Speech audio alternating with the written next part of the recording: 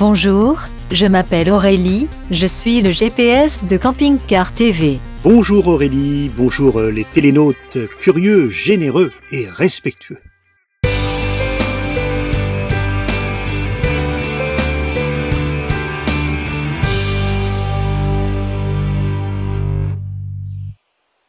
Pour ce nouveau rendez-vous, on se retrouve dans le Jura, à Menoix, au camping Beauregard.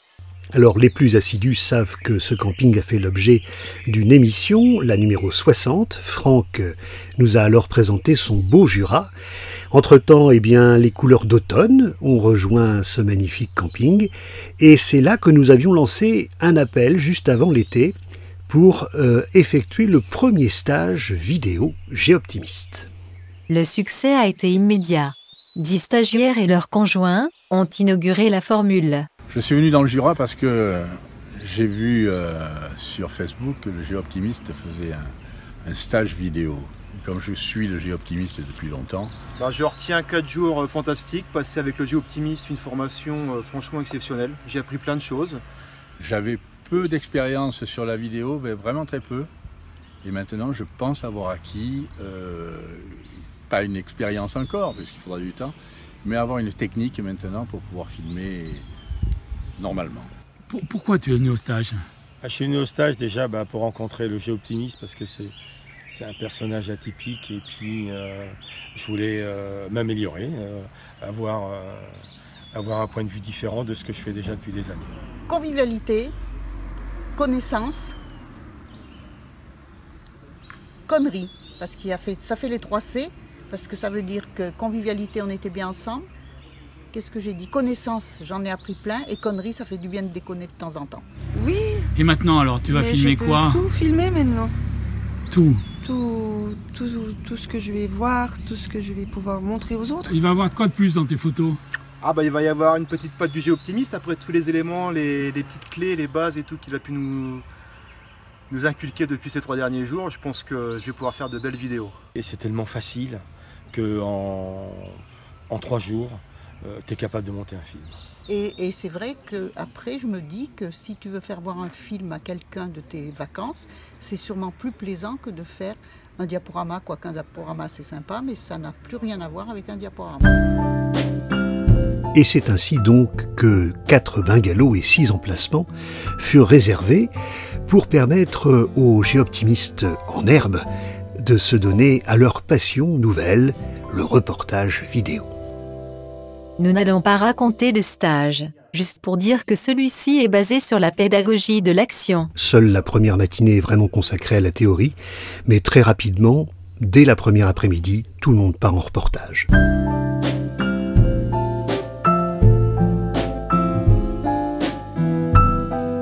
C'est ainsi que Jean-Philippe est parti sur Château-Vallon, un des plus beaux villages de France.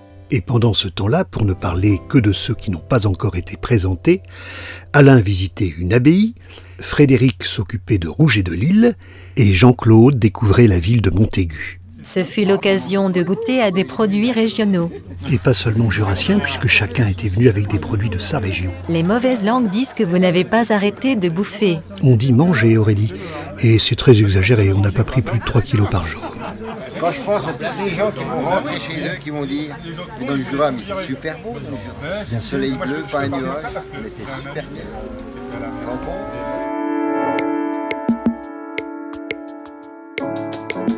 Allez, il est temps de vous montrer le fruit de nos travaux. Dès le 2e jour, nous sommes allés visiter un petit musée qui se trouve à Clairvaux, à quelques kilomètres à peine. Au début, l'idée était que chacun devait faire son propre reportage. Mais en découvrant la centaine de maquettes présentées et la personnalité du créateur, le Géoptimiste a décidé de faire autrement. La décision fut prise de faire un reportage en commun, mais on n'avait pas prévu de micro. L'interview se fera avec le dictaphone du téléphone. Alors là, je suis près de la machine principale de ce musée, qui est la maquette, la machine où Marcel Yerli a réalisé toutes les machines que vous allez découvrir. Et cette machine, c'est avec ça qu'il a fait tout ce qu'il y a ici. Alors la machine, c'est avec ça, effectivement, qu'il a réalisé toutes les maquettes qui se trouvent ici dans ce musée. Alors l'établi était chez lui, dans un petit atelier, là où il a fabriqué les maquettes. Voilà. Et quand vous avez découvert ces maquettes? Alors, quand j'ai découvert ces maquettes, je suis tombé amoureux, bien entendu. Je me suis rendu compte tout de suite du travail extraordinaire qu'il a réalisé, avec rien. Il fabriquait tout avec rien. Et voilà, c'était assez impressionnant. Je me suis dit, tiens, pourquoi pas lancer ce projet fou de faire un musée de ce monsieur, parce que vraiment, ça en valait la peine.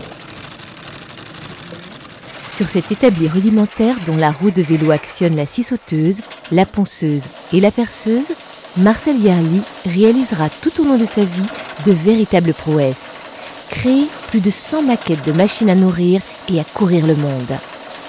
Ces pièces, uniques au monde, mesureront entre 50 cm et 3 mètres. C'est un personnage incroyable qui était très doué. C'était quelqu'un de très simple, très humble. Mais enfin, sans vous, ça n'existerait pas? Sans moi, ça n'existerait peut-être pas, mais sa fille avait fait une petite exposition chez lui qui était déjà pas mal. Voilà, après, c'est vrai que ça méritait de faire un truc beaucoup plus important pour mettre en avant cet homme qui est extraordinaire. Alors il y a une pièce que j'aime particulièrement, oui, c'est déjà ce tracteur qu'ils avaient à la ferme avec son frère, et c'est pour ça, je pense, qu'il a fabriqué cette maquette qui est absolument identique au vrai tracteur. Ça va de la jauge à huile jusqu'au réservoir, jusqu'à la batterie, jusqu'au tuyau d'injecteur. Vous avez absolument tout sur ce tracteur, il ne manque absolument rien. Alors, cette moissonneuse? Alors, cette moissonneuse, c'est aussi une pièce incroyable. Je me pose toujours la question, ça fait 10 ans que je me pose la question, par quel morceau il a commencé pour faire le montage de cette machine. Tellement il y a de pièces dedans, et tellement elle est juste. Il manque absolument rien. Vous avez tout l'intérieur de la machine. Il faudrait un film rien que pour présenter cette maquette. C'est vraiment exceptionnel. Parce qu'il faisait tous les détails, mais en bois. Voilà. Tout est en bois. C'est absolument tout en bois. C'est tout fait à la main, et c'est que du bois. Vous avez je vous dis, les tuyaux hydrauliques, les tuyaux, les fils électriques, vous avez jusqu'à le moteur d'essuie-glace, vous avez tout l'intérieur de la machine, et tout fonctionne. C'est vraiment unique au monde. Et une bonne nouvelle, le musée deviendra une étape France Passion dès 2018. Et lundi, je pars dans le Jura. Alors je vais venir vous voir en fin de semaine prochaine. Avec grand plaisir.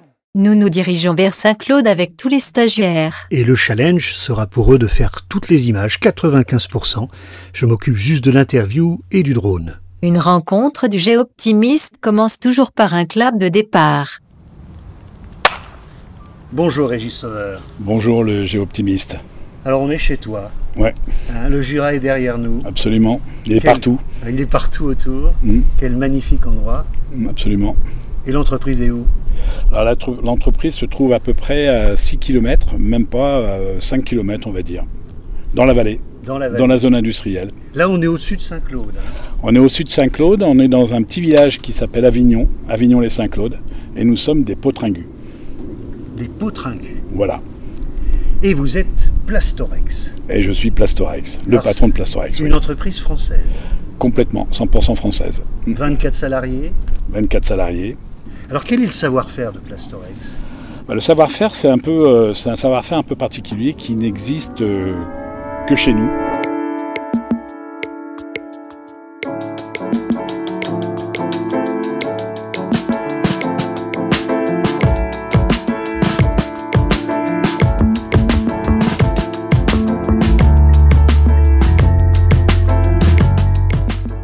C'est un métier qui est complètement particulier, dans le sens que nous n'injectons pas, mais nous compressons de la mélamine. La mélamine, c'est un thermodure. Donc à partir de ce moment, les machines sont complètement différentes, et c'est un métier qui est exceptionnel, qui n'existe malheureusement plus que chez nous, chez Plastorex. On est la seule société en France, quasiment en Europe. On fait à peu près 120 tonnes on achète 120 tonnes de mélamine blanche et une vingtaine de mélamine couleur. La mélamine, en fait, on les reçoit dans des sacs qui sont en fait à base de granulés. Ce sont des granulés déjà colorés, et on les transforme en pastilles. La pastille représente à peu près le volume du produit qu'on va fabriquer. Alors la pastille, on la met sur des moules, par exemple des moules d'assiette, Et ensuite, on compresse cette pastille, elle se transforme en produit que l'on veut, c'est-à-dire en assiette, en gobelet, en bol. Et de là, on retrouve le produit qui n'est pas encore fini, bien entendu, puisqu'après, il faut l'ébarber. Il y a le contrôle qualité. Hyper important, surtout chez nous en France, parce que les clients sont de plus en plus exigeants, ne veulent plus prendre de responsabilités. Et donc, en fait, c'est vrai qu'on a un budget qualité qui est énorme, qui est à la demande de nos principaux clients. Jura Qualitat. Jura Qualitat. Alors, quand vous vous baladez là dans l'usine et que vous regardez ces machines qui ont quoi, 60 ans? Une bonne soixantaine d'années qui n'ont jamais évolué.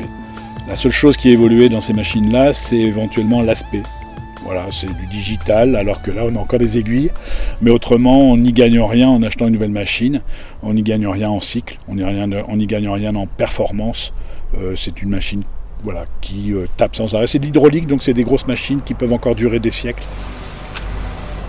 Le produit, une fois fini, il faut le livrer. Il faut le livrer, effectivement. Alors nous, on a quand même plusieurs activités.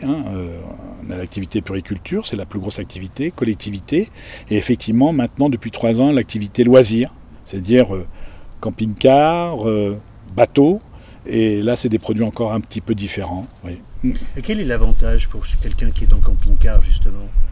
Alors déjà, d'avoir de la belle vaisselle, puisque la mélamine ressemble quand même à la porcelaine. C'est pour ça d'ailleurs qu'on l'appelle la porcelaine synthétique. Parce que de plus, cette vaisselle-là est résistante au choc, elle est costaud, elle a des difficultés à casser, malheureusement pour nous, parce que ça serait bien qu'on puisse la renouveler un peu plus souvent. Et en plus, elle a des designs qui sont typiquement français et non plus asiatiques. C'est une des raisons pour laquelle on progresse fortement dans cette activité qui est le plein air. Alors on peut quitter Paris, et puis il y a 12 ans s'installer dans le Jura. Alors, et devenir amoureux du Jura? Alors, devenir amoureux du Jura, oui, bien entendu. Mais il n'y a pas très longtemps encore, j'entendais qu'il y avait quand même 74%, je pense, des Franciliens qui veulent quitter Paris. Bon, alors moi je les incite à quitter Paris. Moi j'adore Paris, je ne pourrais pas me passer de Paris. Mais c'est vrai qu'ici c'est le bol d'oxygène, quoi. Il y a la montagne à côté, il y a Lyon à 1h20. Que demande le peuple? Je veux dire, c'est 2 heures de Paris en TGV. Et c'est vrai que moi je me ressource ici, ouais, effectivement, oui. J'adore. Merci. Je t'en prie. Fin. Bravo. Ok, on a tout. On a nos 3 W. Attends, on a le qui, on a le quoi, on a le pourquoi. Allez, bougez pas, je fais la coulisse. Ah, on a toutes les images qui correspondent. Je voulais faire les coulisses, bougez pas. On bouge pas. Bon ben c'est bien. Bon, on va rester là 2-3 jours. Il y a le terrain de boule en plus, vous voyez.